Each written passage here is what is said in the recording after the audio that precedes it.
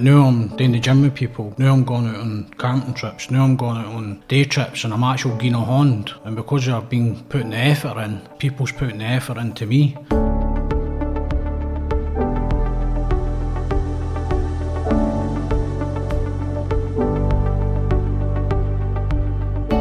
So hi James, thanks for agreeing to meet with me here today. That's alright. So could you tell me a bit about your life before you found yourself dealing with addiction? What were your goals and where did you see yourself heading? I was involved with addiction before I was even on drugs, because my dad had a heroin habit, my mum had depression, she used to drink, and it's like I was involved with addiction before I even recognised I was involved with it.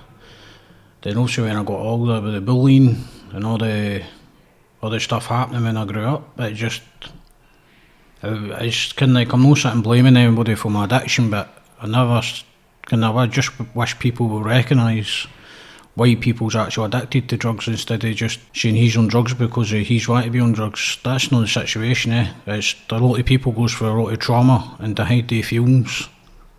I think they take drugs to cut their emotions off. So that was like the main problem for me. Can I ask you, what was your addiction?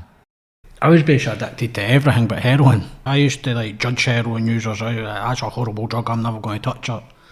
But I was just as bad. I was taking speed, I was taking coke, I was taking ecstasy, I was taking everything.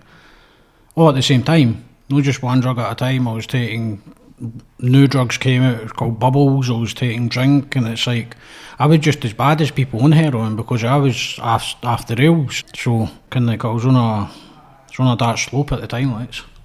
What did you find was the thing that helped you most getting into recovery?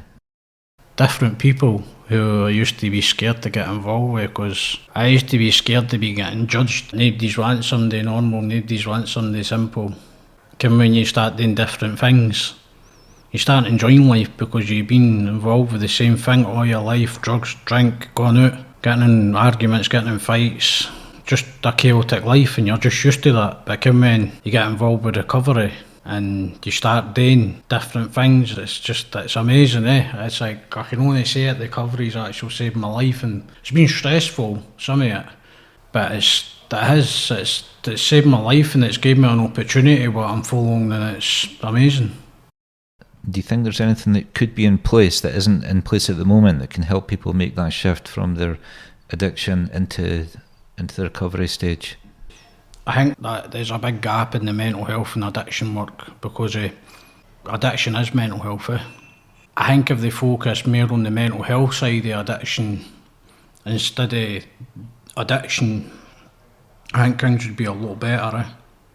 So can you tell me about the peer mentoring that you do?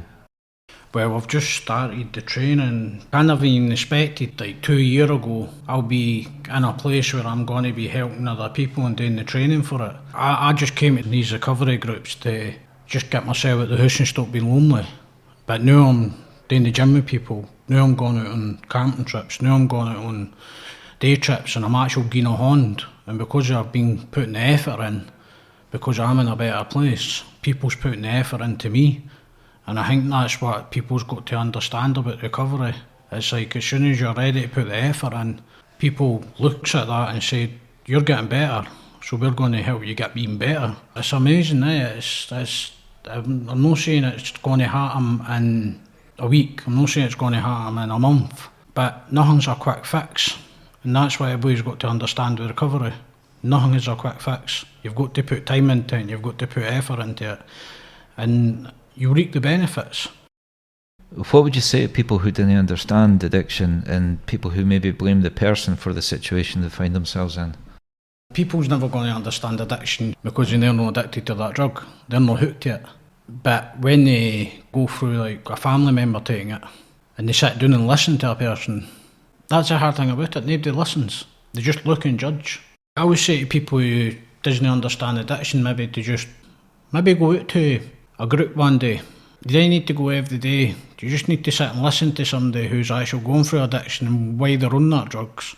And a lot of it's to do with emotions, a lot of it's to do with trauma. But like I'm saying, you've got to talk to these people first, because nobody's just going to tell you that. You've got to sit and know somebody through addiction to understand addiction. So where do you see yourself going now? What are your goals? I used to have big goals, like I want to go travel the world. I want to go and buy a house. But you know what? They're not my goals anymore. My goals are just something simple. Simple job, simple life, food in the covers, just go to my gym, be healthy, nothing big. And when you look at simple things instead of big goals, then when you get the simple things out of the way, then you start looking at the big goals. So it's like, no big goals for me, just simple, day to day, come home, sit in front of the telly, just chill out, nothing fancy.